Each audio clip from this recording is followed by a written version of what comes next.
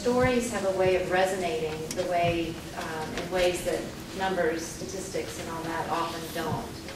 And so hearing Crystal's story, I think, will bring home to all of us in a different kind of way why this work is so valuable and what we have to learn from her story and how we can apply that to our work going forward. So I want to thank you in advance for being willing to share so openly what you've been through and your journey and becoming a founding part of empowerment. So thank you for joining us.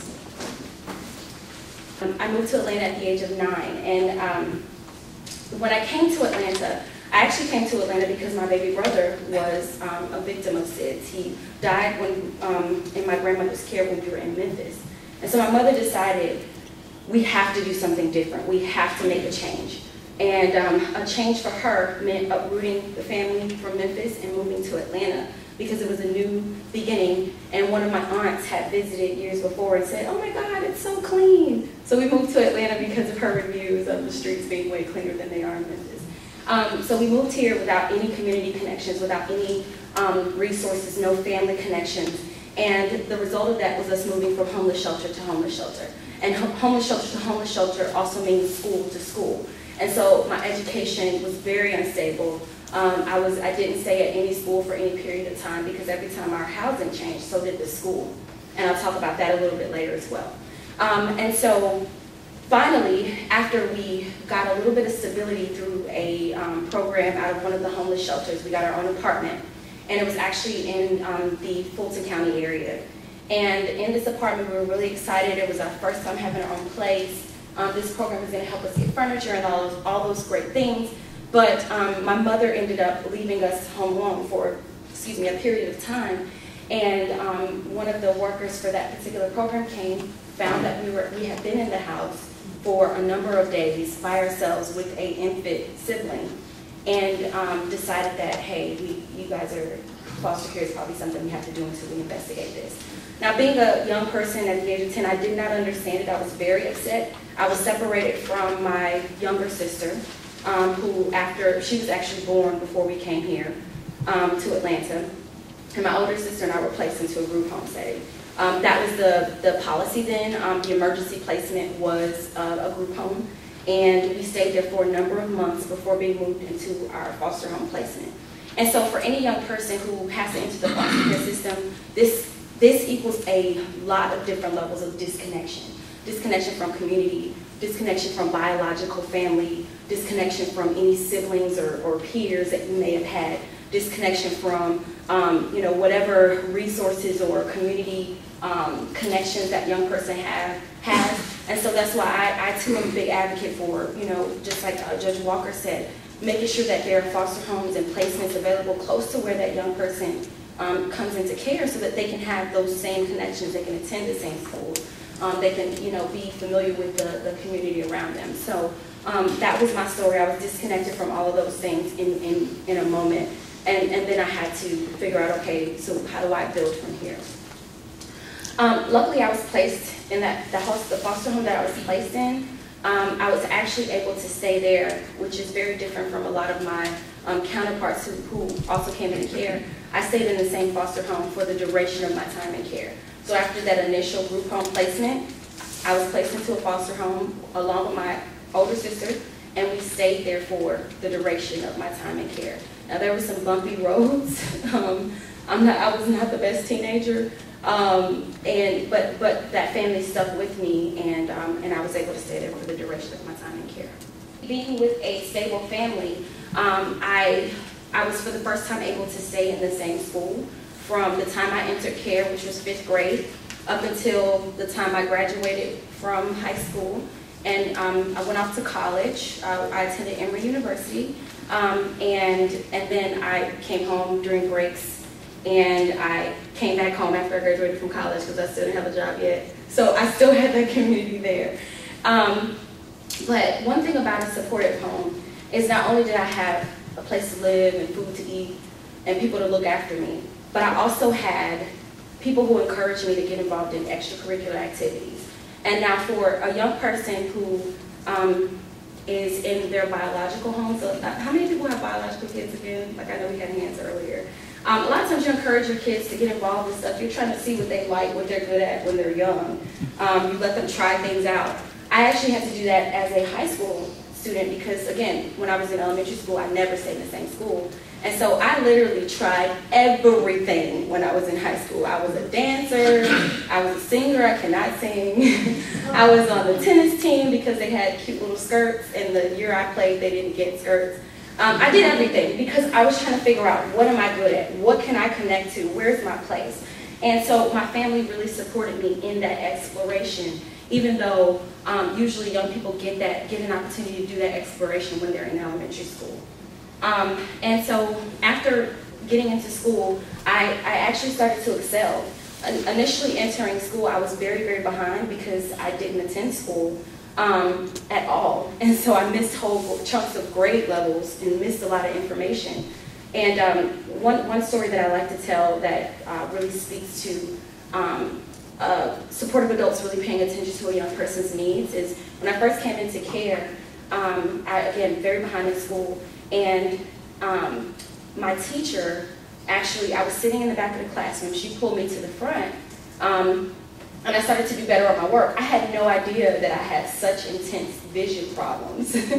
I just thought everybody saw blurry, like I literally didn't know I had intense vision problems. And so my teacher collaborated with my foster parents and got me to a doctor. And I actually had to wear a patch over my eye because I had a very severe case of, I had a lazy eye. And so, oh my gosh, people made fun of me all the time because of this patch in elementary school, but I am so grateful that my foster parents made that decision early on so that the muscles in my eyes could be strengthened, because if they hadn't, then I would be having even more problems as an adult. And so just, having a group of people who are advocating for the best needs of this particular child was huge for me. And so, basically, reconnecting with my biological family is something that's still in progress for me. My younger sister was adopted by a maternal aunt, and there was a period of time that I didn't get to see her, but now as an adult, I'm able to reestablish that connection. And then also I maintain my connection with my adopted family. They're phenomenal people, and that's the huge thing. They actually adopted me as an adult, and so that's my family on the side. These are my sisters right here. And I always say, because sometimes it doesn't seem like I heard a young person recently say, I'm 17 years old, nobody's going to adopt me, nobody's going to want me and their family, and it hurts my heart because even if it's not adoption, young people need permanent connections. I can't even describe how detrimental it is to age out of foster care or to just be an adult, period, without people to connect to. And your car breaks down on the side of the road and you don't know how to change a tire and you realize I have no one to call, is extremely detrimental. And I hear stories like that all the time of young people who come to a place and they realize, wow, I have no one at this moment. And so my biggest thing is no young person should feel like that. No young person should ever feel like that in any situation. And so how do we help young people to reconnect after being disconnected for so many years? I don't know any family beyond my mother's siblings. And my dad's side, I know my dad, and sometimes they're like relatives when I visit there, and I'm just like, I'm whispering to my sister, who's that? I don't know this person. Because there's so many people that I just don't know. And it's almost embarrassing that I have all this family that I don't know. And so how can we ensure that young people are connected to a supportive permanent placement, but also for those older youth, what are we going to do about that biological family that more than likely they're going to go back to? And so the whole time they're in care, they're being separated because they're being safe. The state is protecting them. This is the best placement. But statistics have shown that these young people are going to go back to their biological family. So how can we be proactive about that? How can we prepare? Even though it's not a safe situation when they're in care, it's absolutely imperative that young people are kept safe. When they age out and they're going back there, what can we do to be proactive about, preparing them for that relationship that they're probably going to go back to, even if we as a state don't approve of it? I think that it's huge that young people are empowered to build social capital. They have to build a support network outside of DFACS, outside of the group home, outside of foster home. They have to build a community connection. I mean, we all had to do it at some point in our lives, whether or not we're in foster care, we all have to build those connections. And so how do you empower a young person to do that, to be able to build those connections? And one thing that I don't have in here is just specifically talking about trauma, because one thing that I get a lot, I get this a lot, is get over it. Hey, you're in foster care? Get over it. And I've had people to walk around that, they're saying that to me, and I'm like, whoa, but they're walking around the actual saying get over it to me, and I'm like, I totally get that. I totally get everybody had trouble. Everybody had some difficult to happen to them in their past. Everybody had that moment where it was just hard and tough. I don't care what kind of family you came from. I don't care if it was, you know, a huge $1 million home. There was a problem there, I'm pretty sure, somewhere in everybody's life. And so, you know, that notion of, okay, you're older now, you're 19, get over it already, okay? But I do want to address the complication in that, because we are talking about young people who have experienced complex trauma. And trauma is extremely real for these young people who've been through foster care. And it's going to look different for every young person. And so just because my parents didn't beat me, or somebody didn't, you know, do these horrible things to me, that doesn't mean that poverty wasn't a traumatic experience for me, that, you know, being neglected wasn't a traumatic experience for me. And so it's really difficult when you require a young person to get over it in that way, because there are some biological effects of trauma on a young person's brain and their ability to develop and to cope past that. However, there are some things that we can put into place to ensure that that doesn't handicap that young person, and that they're not stuck in this mentality of, I need a system. And there are some proactive things that we can do as a community to ensure that they're not handicapped, and that despite their trauma, they're able to give back, they're able to contribute to society, they're able to be equal partners at the table to help bring about this change. And so I think one of those pivotal things in that is having a young person having somebody to walk them through that, like a mentor. And I'm saying mentors, I'm sure there are better words for it, but just having that community of people specifically supporting that individual young person. The thing that I'm really big on is ensuring that if we're going to do, you know, extend foster care to 21, ensure that young people are connected by 21. 21 cannot be the new 18, meaning young people turn 21 and they're still not ready to enter the world. That cannot be what we're behind. We have to be behind ensuring that young people at 21, they're ready. They're ready to move, they're connected, they know how to navigate resources, and it cannot look like the services provided in this 18 to 21 period cannot look like foster care, the sequel. It can't look like that. It has to be different. It has to look totally different, because what we know is, we know that young people in that age, they have different developmental needs.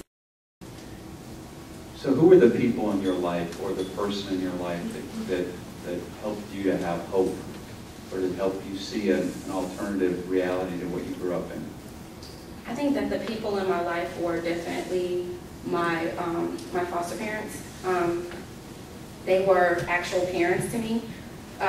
So when I did stuff that was typical to a teenager, that a lot of people would, you know, send young people back for. So when I stole or when I lied, that type of thing, they didn't just give me back. They really walked me through those things, supported me. Now, of course, it wasn't a perfect situation, but they were very pivotal in helping me to feel normal. And I think that's one thing that we should talk about more too, is just the normalcy of, you know, this foster care experience, and how normal is it for certain things to happen. And there was a really interesting article about normalcy in the Huffington Post a couple of weeks ago that basically talked about how a lot of times young people grow up in foster care in an abnormal situation. Like, this is abnormal for me to have, you know, whatever situations that happen in foster care. But then when I age out, I'm immediately expected to be normal. And so I think that the people who were pivotal in helping me to feel normal versus the perfect situation were my foster parents. I also had an independent living coordinator who was very supportive of me, and actually, even as an adult, she was very pivotal in helping me to reach my personal goals and challenging me to, you know, walk out my dreams. So one of the things was my first book that I wrote was because she challenged me to do it. And so it's people like that, I think, and people play different roles. So it doesn't have to be a foster parent, but that those foster parents were my support, as well as my caseworkers. And then those other young people that I connected with who had similar experiences and similar walks, but we were all in different places in our life, and we were able to support and encourage each other. That was huge for me as well. And so that connection with the peers, the connection with the foster parent, and the connection with the caseworker were mine.